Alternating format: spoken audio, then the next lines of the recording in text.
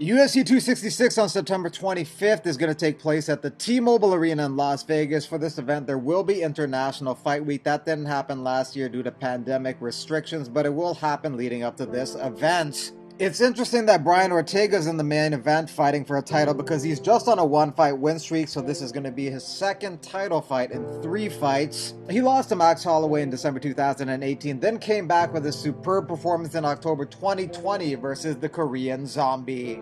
It was such an impressive performance that every judge scored it 50-45 in Ortega's favor, and surprisingly, he was the vastly superior striker in that fight. He made immense improvements during his time off in his striking game.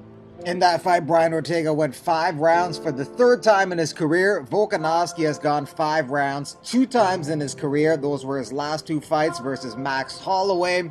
And going 5 rounds with Max Holloway is definitely a lot different than going 5 rounds with the average fighter. If Volkanovski can pull off the victory, he'll have 20 wins in a row, a remarkable achievement, and half of those wins will be in the UFC. Valentina Shevchenko versus Lauren Murphy will serve as the co-main event for the women's flyweight title. Lauren Murphy has won 5 in a row. It will be a huge upset if she wins this fight. Valentina is over a 10-1 favorite in this fight. Shevchenko has beaten everyone in her path in the UFC other than Amanda Nunes, and those were close decision losses. The last one, a split decision loss. But at flyweight, she's been golden. She's won 7 in a row.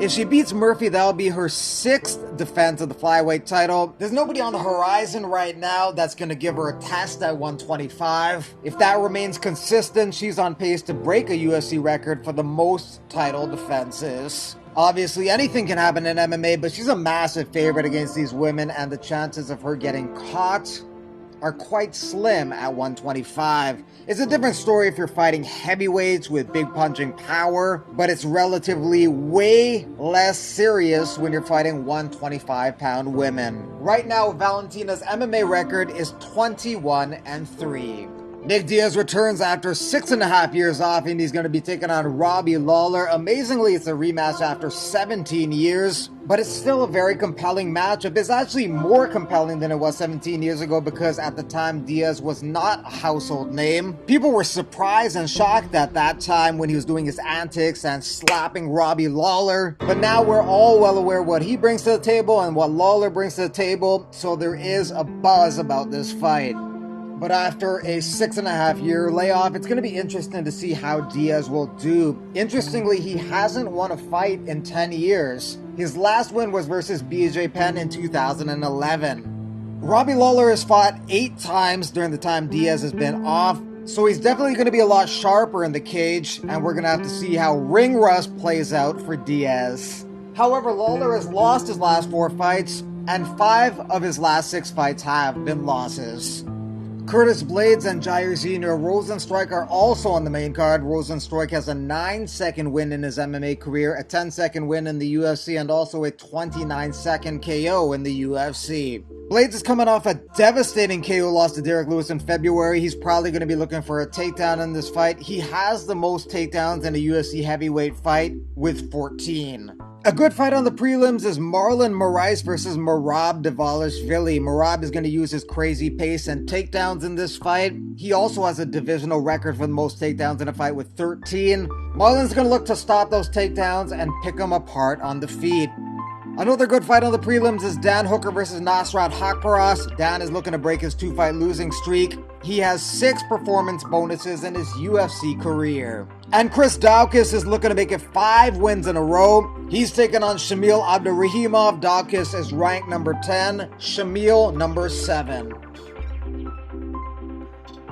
The UFC and Bellator have accidentally aligned with their numbered cards. A week before UFC 266 will be Bellator 266, and that is headlined by Yoel Romero making his Bellator MMA debut versus Phil Davis. Romero still competing against top-level competition at the age of 44. His last fight was against UFC champion Israel Adesanya, and he's had a couple cracks at UFC gold but came up short both times. He has 4 losses in his last 5 fights, but one of those was a close split decision loss to Robert Whittaker, but his victory over Luke Rockhold was a very memorable knockout with a vicious punch.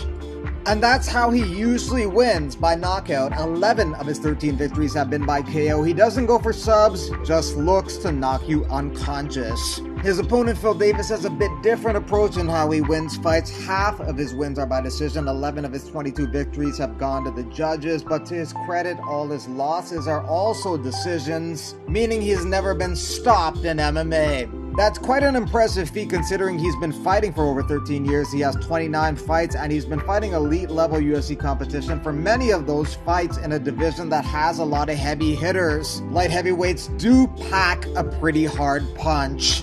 Since migrating from the UFC to Bellator, Davis has a record of 9-3, and interestingly, he's had a couple rematches in Bellator that were first fought in the UFC, and the outcome was exactly the same.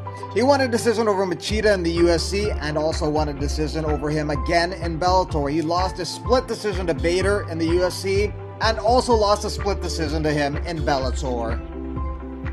There's been other incidents like this, like earlier this year in Bellator, Cyborg TKO'd Leslie Smith in a rematch from years back in the UFC where she also TKO'd Leslie Smith. But sometimes there's the opposite outcome, like Gegard Mousasi avenging a loss in Bellator to Lyoto Machida after losing to Machida in the UFC. And also Ryan Bader did the same thing, avenging a UFC loss to Machida in Bellator MMA. The opposite doesn't really happen much at all, Bellator fighters rematching in the UFC. But arguably the greatest Bellator transplant in the UFC was Eddie Alvarez. Edwards, in a rare category to himself, being a fighter who won a belt in Bellator and then won a belt in the UFC. Cyborg has also been a Bellator and UFC champion, but she won the UFC belt first, and then she went to Bellator and won the belt there. She is also an Invicta and Strikeforce champion, so a very rare quadruple title reign. And Frank Shamrock holds a unique honor in being a former Strikeforce champion, former UFC champion, and former WEC champion. However, due to his poor relationship with Dana White, he has not been included into the UFC Hall of Fame, despite being a 4-time defending champion in the organization and being one of the greatest fighters in the world at that time. And one last stat in terms of multiple organization title holders, Alistair Overeem has the singular honor of being a former K1 Grand Prix champion, former Strikeforce champion, and former Dream champion. The UFC heavyweight belt eluded him, but he's content in the way his MMA career has played out, and actually he is not done with combat sports yet. He will be taking on Rico Verhoeven in Glory Kickboxing on October 23rd. Thanks for watching MMA Digest. Click the like button if you like this video, and click subscribe if you haven't already to keep up with everything MMA.